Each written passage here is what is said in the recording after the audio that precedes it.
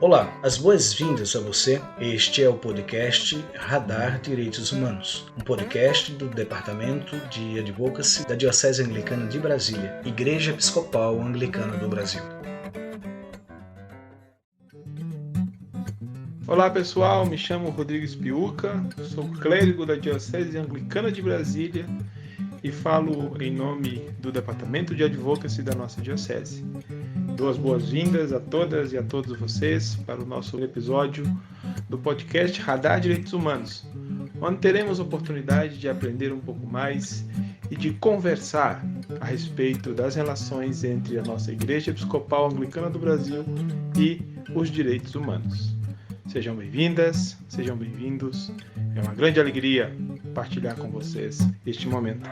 E hoje nós temos conosco a professora Isabel Cristina Rodrigues da Silva, que é professora adjunta da Universidade de Brasília, lá no curso de farmácia, no Núcleo de Análises Clínicas e vice-coordenadora da pós-graduação em Ciências e Tecnologias em Saúde. Ela é biomédica e é doutora em patologia molecular pela Universidade de Brasília e especialista em saúde coletiva com ênfase em vigilância sanitária pela PUC de Goiás. Atua nas áreas de genética humana e médica e bioestatística, vigilância sanitária e formou mais de 1.000 especialistas em vigilância sanitária que hoje atuam em diferentes locais, como a Anvisa. Professora Isabel, por favor, me diga qual a relevância das medidas de distanciamento social para a contenção do contágio pelo Covid-19. Com base em documentos dos órgãos de saúde, o distanciamento social é uma das medidas mais importantes e eficazes para reduzir o avanço da pandemia da Covid-19. A transmissão do vírus SARS-CoV-2 ocorre de pessoa para pessoa, pelo ar ou por contato pessoal com secreções contaminadas, como gotículas de saliva, espirro, tosse, catarro, contato pessoal próximo, com toque ou aperto de mão, contato com objetos ou superfícies contaminadas, seguido de contato com a boca, nariz ou olhos. Esse vírus tem a capacidade de ser passado de uma pessoa infectada para outra, mesmo que ela não apresente nenhum sintoma.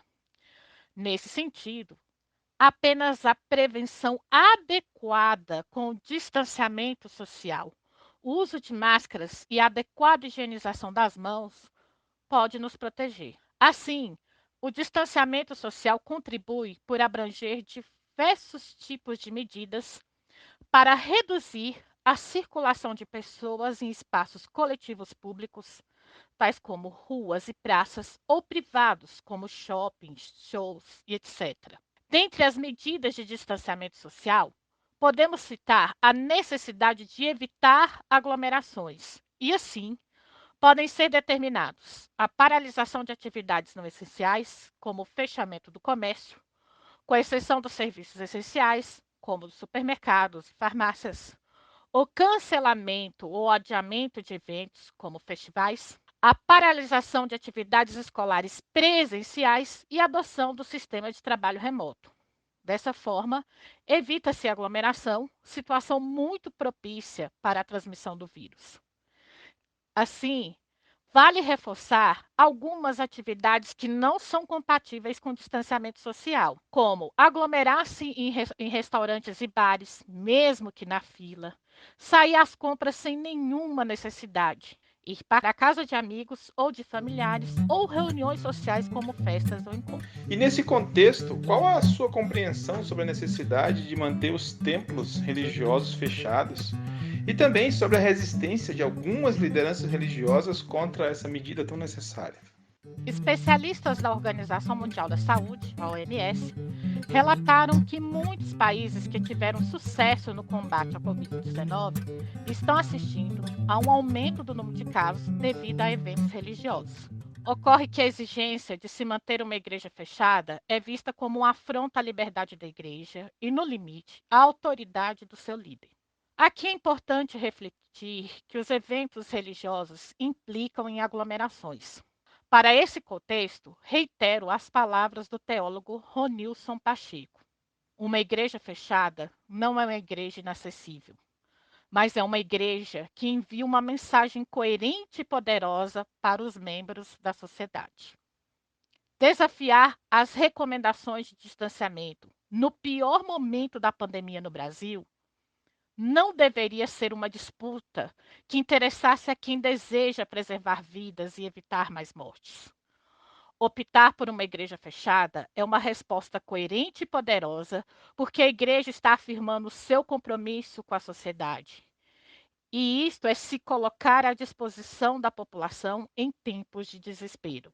Por fim, professora, em relação aos recentes desenvolvimentos da evolução do contágio, qual é o prospecto que a senhora vislumbra para essa pandemia nos próximos 60 dias?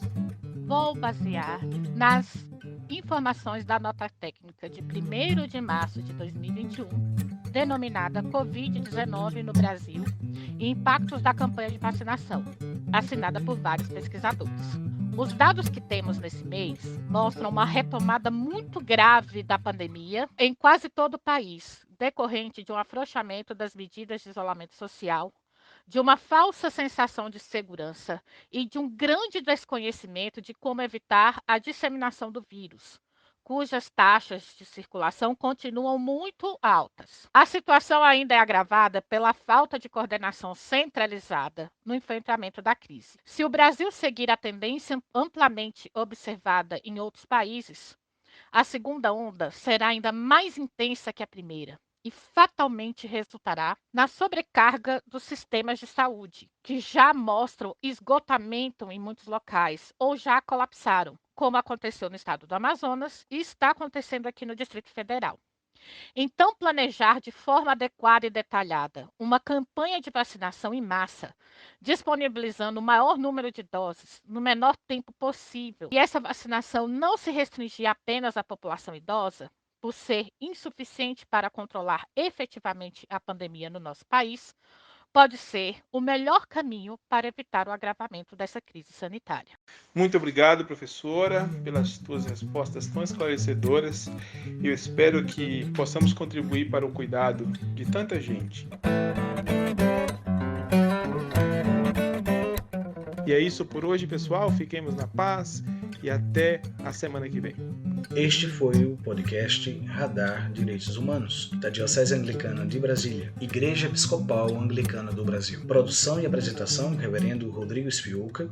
Edição do Reverendo Isaías Torquato e direção-geral do Bispo Maurício Andrade. Se você quiser entrar em contato conosco, você pode nos encontrar pelas mídias sociais, no Spotify, no Google Podcast e no agregador de podcast de sua preferência. E pelo telefone 61 3443 4305 e pela hashtag Radar Direitos Humanos.